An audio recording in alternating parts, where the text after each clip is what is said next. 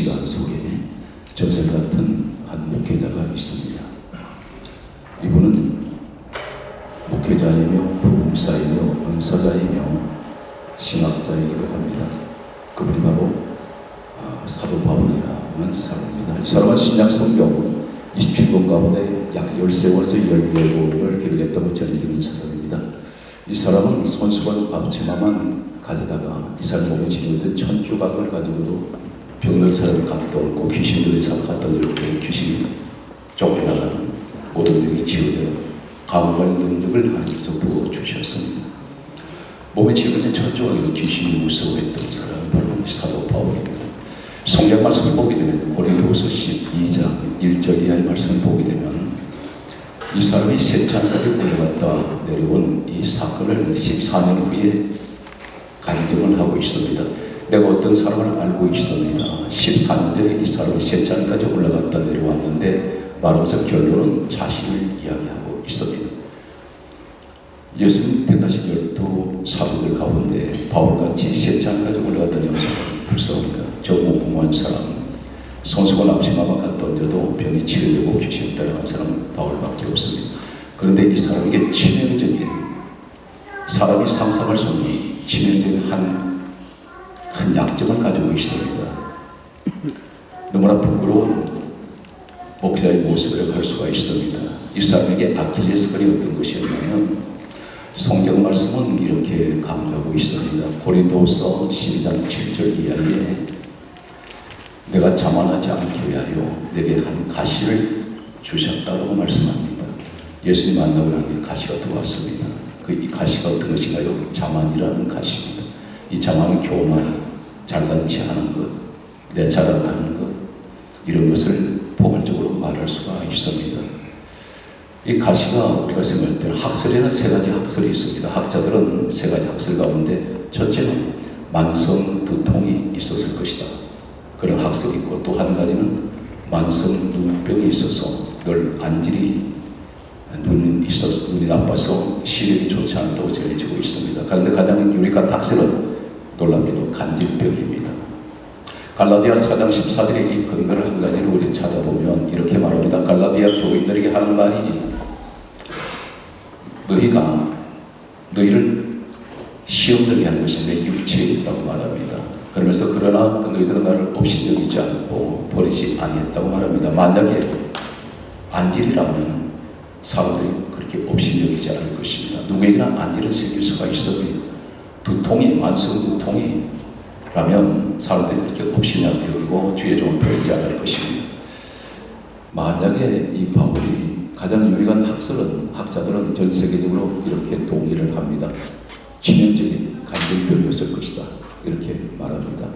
만약에 이 바울에게 간질병이 있었다면 설교를 하다가 나가다 빠져서 시도 때도 없이 장소 관계없이 몸이 뒤틀어지고 눈이 돌아가고 입에 거품을 품고 쓰러진다면 이것은 치명적인, 사람들이 가까이 하지 않을 것입니다. 그런데 그럼에도 불구하고 사람들이 나를 없이 여기지 아니했다. 이렇게 말하는 이 사람은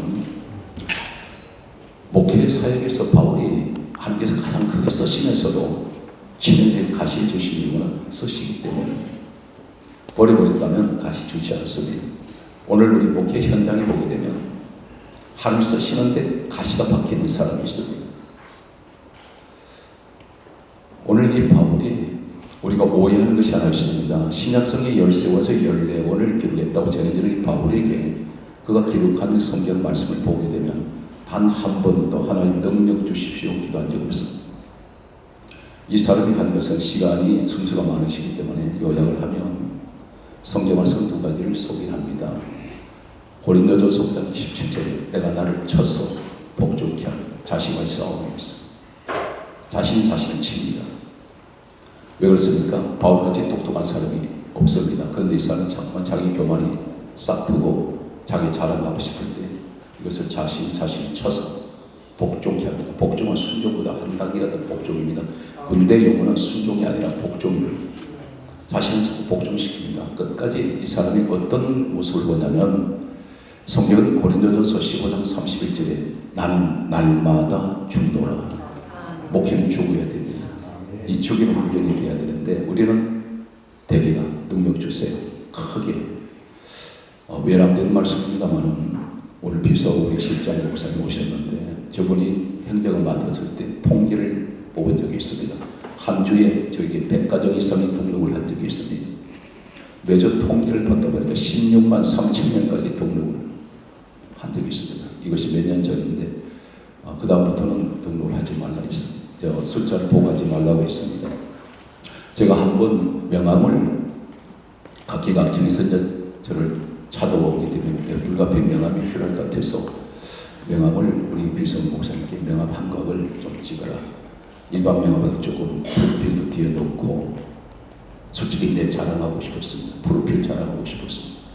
그런데 그날 밤에 꿈을 꾸는데 똑같은 명함 조격에 매직펜을 가지고 유언법인이라고 크게 쓰고 있었습니다. 제가 얼마나 충격을 받았는지 그 다음부터 저는 명함이 없습니다. 왜 너 이름 내느냐? 너는 내 종이라면 왜 너 이름 내느냐? 예수 이름을 내야 되는데 예수 자랑해야 되는데 그때부터 제 목회 현장에는 지금 와서 돌아보니까 제가 CT에서 방송은 정확히 21년째입니다. 금요철야 방송이 20년째로 접어들었는데 제가 나를 돌아보니까 한 가지 제가 한 것이 없었고 다 그분이 하셨다는 비로소 좀 목회에 눈을 뜨게 되고 철이 드니까 나는 하늘이 작아진 것 같고 우리 예수님은 크게 보입니다. 저는 강단에서 아시면 아시지만 오로지 성경은 말씀의 성경으로 끝나는데 예수밖에 없습니다. 저희 교회가 지하에 있을 때 오늘 우리 송차고 하시는 뱀에서 참 이분이 예수님을 어딘가 닮은 흔적이 있는 분이 있어요. 몇 년을 지켜봤는데 참 온유하시고 대단히 부드러운 성품을 가지고 있습니다. 마태복음 11장 29절에 예수님께서 두 가지를 말씀하셨습니다. 나는 마음이 온유하고 겸손하다. 주의 종은 예수님의 겸손을 배워야 됩니다.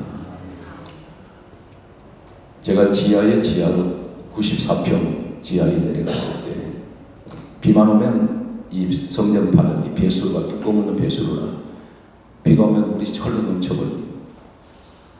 그런 시절이 시태에서 처음 들어갔을 때 모습이었는데 어느덧 여기까지 인도하셔서 우리나라 선교 역사에 없는 107개 지역에 27개국에 유치원, 초등학교, 중학교, 고등학교, 대학교 그리고 선교센터 그리고 교회를 107개를 현재 74개는 지어서 완공했고 나머지는 공사하고 있는데 이것은 저희 교회 소속이 아닙니다.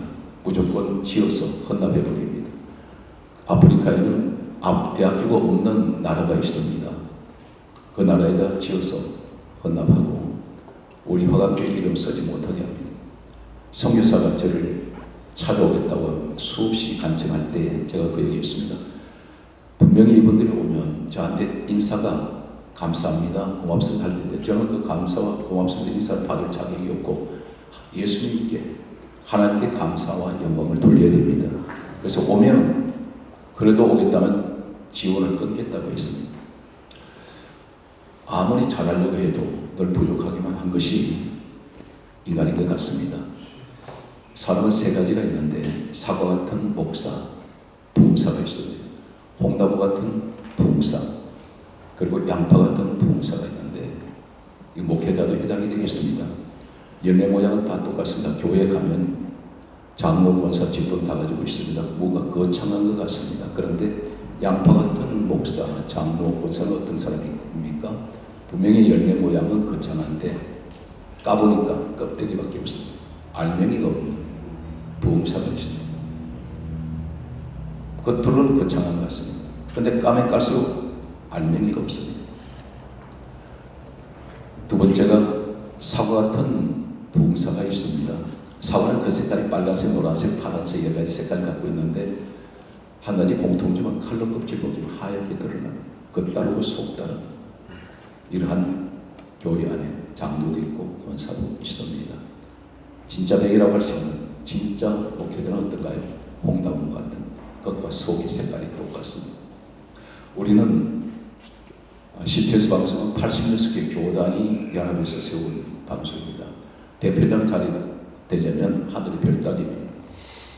수많은 사람이 이 자리를 원합니다. 그런데 아무나 세울 수 없는 것은 제가 주시를 하면서 송창 목사를 지켜볼 때 이분은 그 인품을 보면 대표장감이다.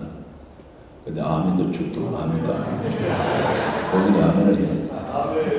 멀리 강단에서 내다보니까 상당히 잘생겼어요.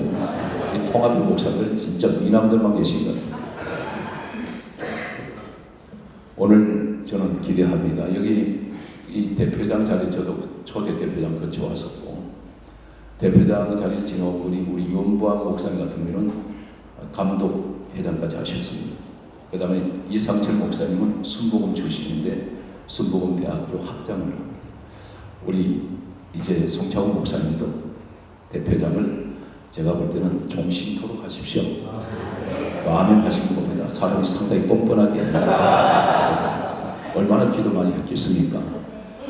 목사님 섬기시는 교회가 나를 도움 되시기 바라고 오늘 뵈니까 늘 존경하는 우리 선교 목사님들이 와 계시는데 우리 동료 목사님 한국교회가 가장 어렵습니다. 이 어려울 때 부흥사의 역할이 어느 때보다도 중요합니다. 그래서 내 자랑하지 말고 내 이름 드러내지 말고 오직 예수 자랑하십시오. 그럼 하나님께서 세우십니다. 오늘 예배자 주신 축하합니다.